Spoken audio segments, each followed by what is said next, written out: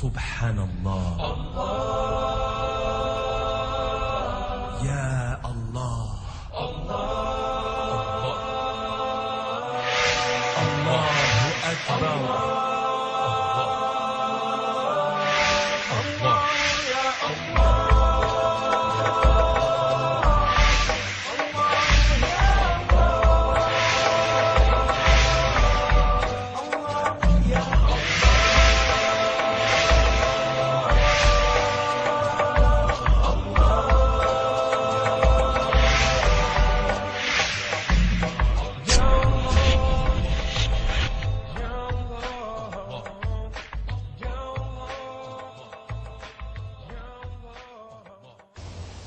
Assalamu alaikum, and welcome to the World of Islam, coming to you from Manchester, New Hampshire, in the United States of America. From Denmark to China, from Australia to Argentina, from the USA to the UK, there are more than 1.5 billion Muslims in the world today. The religion of Islam is the fastest growing religion on earth, but unfortunately, the true nature of Islam is often misrepresented and misunderstood. So I invite you to join us as we travel throughout the world of Islam and give you the opportunity to know the truth about Islam and the truth about Muslims. You are now entering the world of Islam. And I'm in the Islamic Society of New Hampshire in the masjid here, and I'm joined by one of my brothers in Islam, Brother Joel Underwood. Assalamu alaikum. Welcome to that.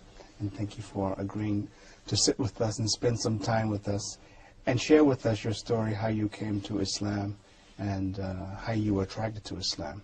But as we begin, I want to know how you came to Islam, but I want to know a bit about your life before you came to Islam, before you started to study Islam, up to the point where you began to study Islam. I suppose it's easiest to say I was a typical American who had been raised as a Christian of some variety. Mm-hmm. And I definitely believe in God, and I was a serious person. When I was reading the Christian Bible, I would read it very carefully and critically and try to understand, what it would offer. And from there, I sort of migrated through a number of thought processes, as I grew older, trying to understand my life. Mm-hmm. And I didn't really have any exposure to Islam. Mm-hmm. I didn't know any Muslims. Even when you went to college and all these things, you never... I was not aware of it at all. I went to a college in the northeast of the U.S. that was predominantly white from the New England area. Mm-hmm. There was very little diversity in schools back then. Mm-hmm. And so my coming to Islam was really my own journey that came about in a way that I could never imagine. So I think you explained it that you were kind of in complete isolation. You had never been exposed to Muslims. You had never seen an example of a Muslim. It just came to you. Allah, He just guided you to Islam. It is something almost that simple, but I came to pick up the Quran before I was going to make a trip to Morocco. Mm-hmm. And I thought I would find a little bit about the culture of an Islamic country, mm-hmm. so that I could be polite and know how to behave. I didn't know what the Quran contained. I didn't know what the message of the Quran was. I'd never seen the Quran. Mm-hmm. So I spent some 6 months before the trip mm-hmm. Reading the Quran, going onto the internet and so forth. Let me ask you about the Quran, because mm-hmm. now this was 2 years ago or 3 years ago? 2 years, yeah. And this was after 9/11. Yes. Everyone's talking about Islam and about Muslims, but still you had never really heard about the Quran. Well, I knew it existed as a religious book, mm-hmm. but I had never seen it, and I didn't know what it contained. I didn't know what the message of the Quran was. Mm-hmm. Christians have a sense of the books that are in the Bible, the Old Testament, the New Testament. But I didn't know that the Quran would fit in with any of the history of the Christians or the Jews. I didn't know how it all worked together. And so I read through the Quran the first time, and because of the the richness of the Quran, from someone from the outside, they don't really know what the references are. They don't know what exactly they're reading. When you hear about the year of the elephant, well, what is that? Okay, unless you have some education about it. And so through time, I became curious enough, and I saw an advertisement by this society here in Manchester for a fundraiser. And I had no idea what I would find, but I thought this is a good way maybe for me to meet a Muslim and find out. And before you saw that ad, did you know there were Muslims in Manchester? Not really. I didn't have any awareness of them. There was nothing in the newspaper periodically that would give you much clue. And New Hampshire is, mostly white people from the Northeast, so it's not a very diverse area that way. Now, when you came here, was that before or after your trip to Morocco? After. Okay, and how was that trip? The trip to Morocco? Yeah. Oh, I'm sorry. Which trip? No, you said you were reading the Quran just to know a bit about the culture before you went on that trip. Before I was going on the trip with my wife to Morocco. I made a separate trip to Morocco just this year. That's a different trip. So my original curiosity of the Quran was before, was of the trip going to Morocco with my wife, motorcycle trip. Right. So reading it beforehand, and then after what took place there with a motorcycle accident and so on, we had to come home early. And my interest continued. And then when I met some people here, I started to get some more sources of information to learn what books to look at. And I met some of the brothers here from the masjid who welcomed me to come to listen to some Quran studies. And how did you feel? How were you received by the brothers here? I was received just like anyone. There was no prejudice towards me. There was no like, what are you doing here? You don't fit in. What is your problem? What are you coming here for? Right. They were more than cordial. They were very welcoming and say, how can we help you? And very soon, from coming a few times, other brothers would say, how can I help you? Let me help you figure out your prayers, or here's something that I've learned. And so I couldn't have been received more warmly, actually. So now you came here for a time, and you still weren't Muslim. You just came here just to better understand Islam, because you said earlier you're a serious person. So I guess you were taking the study of Islam seriously at that point. Exactly. I was looking at it as, here's something that if you decide to become a Muslim, you have read and you know that that is a lifetime decision, and that you do not just try it out and say, I'm a Muslim for a couple of years and say, oh, well, that was too hard for me, and now I will go back to whatever. That is one of the big problems that most people have with religion, is they want to have cafeteria style. They want to only pick the parts that are easy. And I knew that that's not the authentic way. And so I knew the commitment that I would have to make would be a lifetime one, and that if I was going to make that commitment, I had to really feel very strongly. And so I spent the time learning and studying to where I was confident, to one day on my birthday, I stood alone in my home after having had a bath, and I gave my shahada, and I said to myself, I am a Muslim. Alhamdulillah. So every day I'm thankful for that. Now, when you were considering becoming a Muslim and studying about Islam, did your wife notice a change in you, that you were becoming quite serious about learning about Islam? Yes, with some concern, I'd have to say.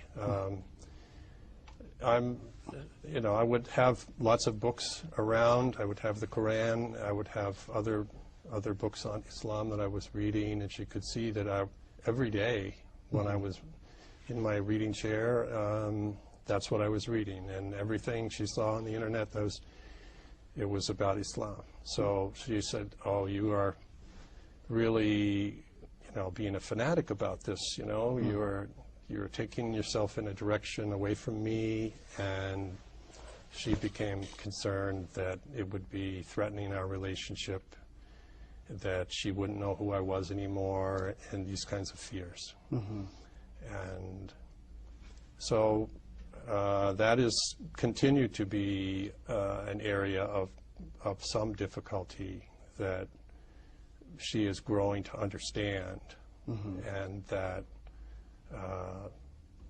the acceptance of me now as a Muslim is actually improved a lot, to where she is willing to understand that I have this right to have my religion, and that it doesn't change my love for her, it doesn't change our relationship, should not threaten it. And how about the rest of your family? Have you been able to share the fact with them that you're Muslim? My children had no problem, and I was a little surprised. My daughter is very academic and studied a lot of philosophy and so forth, and she likes to find rationality in things and try to answer questions that way, and she was leaning towards being a Catholic in her own life. And my son is one who was just very open to people finding their own way. So both of my kids had no trouble. And I pray in front of them. They know at certain times, don't have plan things because Dad has his prayers. But outside of that, we have a family that, from my wife's side, Catholic going back generations, and for my wife to accept Islam, even if she had inclinations to join me, if we were just alone together on an island, I think she would. But she cannot face her parents. She could not face her grandmother and say to herself, you are following the wrong path. And she's not willing to do that yet. And that is up to Allah. Inshallah, Allah will guide her to Islam. Yes, Because it just takes time, and we hear these stories, inshallah, when you talk about good people. Inshallah, Allah, He has a way to. And patience. And patience, the Muslims exactly. are patient, and I'm patient, and the advice I've received from my brothers is like little layers of sand that fall to the bottom of the lake every year. It makes layers. You take a little bit of a layer each year of understanding. Maybe it happens faster, but over time, if I am a good example to my wife as a Muslim and I am treating her well and she sees what it is doing for me, inshallah, she will slowly lose these fears, and maybe, if it's God's will, she will become a Muslim too. Now, you're from New London, New Hampshire, which is Yes. a little bit remote from here. Yes. Are there any Muslims that live in that town where you live? I'm not aware of any. There was a grocer, an owner of a grocery store, who had married a Malaysian woman, but they have moved south to be with family in, I think, North Carolina. There is one other sort of beacon, however, in New Hampshire, and that is Dartmouth College. And there is the Al-Nur Society of the Dartmouth students, and they have a prayer room, and they have meetings together, and they read the Quran. And they have welcomed me to come to some of their activities, even though, I am 3 times their age in some cases. So there is a good community to the north of here, and we are making attempts to try to get them to talk together and be part of the greater Muslim family here in New Hampshire. But right in the town I live in, no Muslims, no mosques. And there is this isolation. There's an isolation, I think, for a new Muslim who has to learn an entirely new culture, has to give up their culture, has a language barrier, has the societal pressures of people against Muslims. You know, you are an instant minority, even though I'm the majority, and you know, so. Now, the thing you mentioned about the things you have to give up to become a Muslim, were those things easy for you, and did you only start them after you became Muslim, or did you try to see if you'd be able to maintain them before you became Muslim?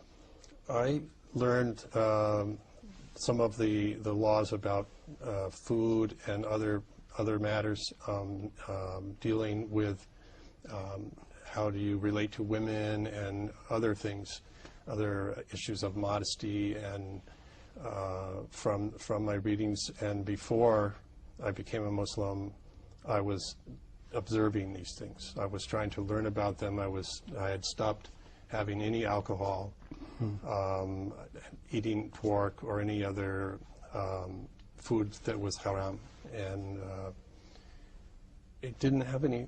It was no problem for me. A whole lifetime of, you know, of things, but it wasn't difficult. And I have friends who are Christians or others who drink alcohol. They're not drunks or anything, but they drink alcohol, and I can be next to them, and it doesn't attract me. I have no problem with it. But people who know you, I mean, everybody seems to be pretty accepting, but maybe somebody comes up to you and says, Joel, you know, I know you, you're a nice guy, but tell me, why did you become a Muslim? I would say to them, that is a very small question with a big answer. And I've tried to have an answer, because that is the first thing people ask, you know, especially the people, like you say, that don't really understand. And I have to think about it. Well, no one asks anyone who is a Christian or a Jew, why are you Christian or Jew? How did you become Christian? Is it just something that is accepted?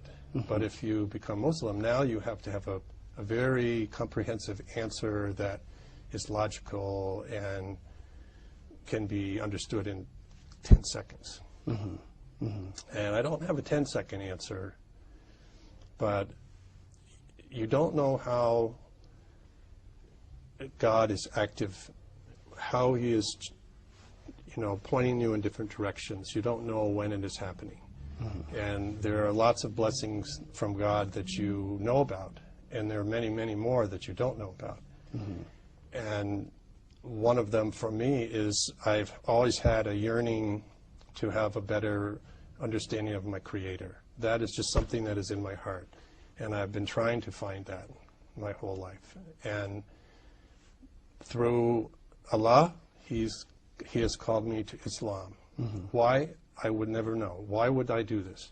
Why would I reach out to the Quran, something I knew nothing about? Why would I keep reading the Quran after all this time, you know, if it was just a whim? So I think my heart was ready, and it was this time in my life when Allah chose me. There's no other good, quick answer. You know. Now, what's your occupation? I am involved with finance. Okay. And then how did your co-workers and everybody respond to the fact that you had become Muslim? Well, the ones that had known me for quite some time, they raised their eyebrow, and they said, "Come on, what is this?" And they think, okay, it's just something that'll go away. And 6 months later, you know, I see them, or not everybody that I know I work with all the time.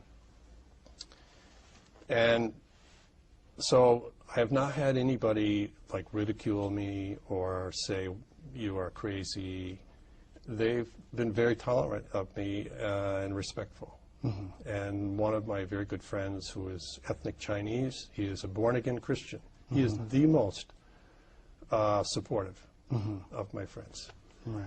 And I pray at work, and there's nobody telling me not to do that, and I'm able to have privacy. And everyone, including the president of the company I work for, knows, and nobody confronts me with it or complains. And as you mentioned before, that you're a serious guy. And if a serious person like you was not Muslim, and it was just to watch the news and read the newspapers, as it stands today, what do you think that the opinion of Islam they would come away with? I'm sorry to say that it's the opinion that comes out quite often in the network news, where there's a very small amount of time spent on things, perpetuates a lot of stereotypes that the Western world is predisposed to believe. There are a lot of biases, there's a lot of ignorances that prey on the ignorance of Americans. I mean, Americans don't have a knowledge of Islam. They don't have a knowledge of the cultures where Muslims come from. And it's not that they have meanness towards them, but it's ignorance. So they are like fertile ground for some misinformation or some biased information to take hold. And so that is the only thing they know. And with the violence that is always on television, you get some sense that there is this group of Muslims who are violent. I think there is better understanding now that those people are not following the religion. These are people acting against Islam. And that there is a group of Muslims who are devout and religious people, and they're not violent. And I think the word is getting out slowly. Okay. Well, I will ask you, because often I'm asked, when people think about Muslims in America, they think about immigrant Muslims, Afro-American Muslims, and they ask me why we don't see, since the majority of the people in America are Caucasian, at least today anyway, why we don't see more Caucasian Americans becoming Muslim? I mean, if someone asked you that question, what could you say? Well, there's nothing specific to being a Caucasian American that would prohibit that. But there's, for example, within the Black American community, there is some cultural nourishment that would allow that. But in the white American community, there are no historical antecedents other than some immigrants from very long ago in the 30s that came to the U.S. There just isn't the knowledge of any Muslims. There's not an example where a typical white American is going to go to a school where there'll even be a Muslim. So it's really the lack of exposure. I think today the young people, my children, they get this exposure in their colleges, and they see that it is a world of people, not just one country. And their friends are much more diverse than I would have had a chance to meet, growing up. You would say, well, you don't know any black people. Well, there aren't any black people. It's not because I don't want to know a black person or I don't want to know a Muslim, but there aren't any here. And so in this part of America anyways, there's no proximity to an opportunity to learn. But I don't think that when you go one-on-one with a Caucasian American that there's any reason why you would find resistance to Islam. And as you studied and learned about Islam, do you think there are things from Islam and Islamic culture that the society, the culture here in America could benefit from? Oh, there are lots of things. America is based on consumerism.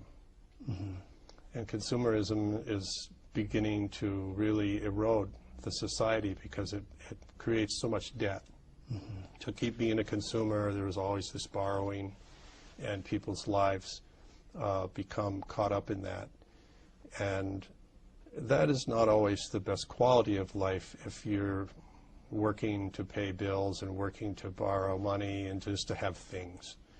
And most people, when they get to be my age, they realize that those things are not making you happy. They are not fulfilling. There will always be an empty part in your soul that is not complete and without your religion. The way women are treated in this country, there is a strong sense of... Let me ask you, I'll let you elaborate. Yes. But, I mean, women around the world, when they think about women in America, they think they're the women who have the ultimate freedom in the world, you know? And they think that if they could live someplace and be a woman, that the United States is the place they would come from. So when you say the way the women are treated or the way the women are in America, some people might not understand that because we see that in America is the land of the free, women are free. How do you see that? Well, I think the freedom that women have in America is multifaceted. There is the freedom to get an education, to pursue careers, that type of thing, to choose about family, life, and these matters. But so often what people look at when they say, oh, look at the American women, look at what they have, it tends to be a material item that they're saying, look at the wealth they have, or look at the car they can drive, or look at the kind of clothes they can wear. And I don't know that that's really a measure of freedom. I think women from other countries looking at American women, they're looking at a stylized dream of some kind, that American women, unless they're from Hollywood, you know, they still have very practical issues and concerns, and they've not reached any point where their cares in life are gone. They worry about other things. But the part of the culture that you asked me about that I think is a little disturbing is the way that women are used as, you know, objects to advertise things, and using them in a way that uses their sexuality rather than what is in their heart. And the women are portrayed like that a lot in American society, and I don't know that that is a good thing. As the example is, when the woman is coming down the street with a miniskirt, the young men are not looking at her inner goodness. Okay, and so as a Muslim, you are more sensitive to that, and you really think more about what is in this woman's heart, what is in her mind, what is she thinking. And I think in America, having, you know, when I wasn't a Muslim, I was susceptible to that same type of thinking. But let me ask you, I mean, in terms of women and your standard of beauty, has it changed now since you become Muslim? What you find beautiful about a woman as opposed to before you became Muslim? I mean, a complete beauty. Yes, I think that the outward appearance that a woman has is something that is unavoidable for a man. You know, if there's beauty, you are genetically predisposed to see it. What you think of that beauty is something else. Do you go beyond looking at the physical beauty, or do you think about that as a person, not an object? And I think the Muslim view that I am come to understand better is looking first at the person. Try to see the person, try to see who they are as a person. And the appearances that are the obsession of the West are not so important. Okay. Well, Joel, I thank you for sharing your story with us. Alhamdulillah, that we travel around this country, we've heard many stories, and subhanAllah, there's some similarities, But the bottom line is Allah, He's the one who guides the people to Islam, and it's not the people who are given dawah, not the family, or not the man who's trying to guide his wife or trying to guide his mother. But at the end of the day, it's Allah who is the one who guides people to Islam.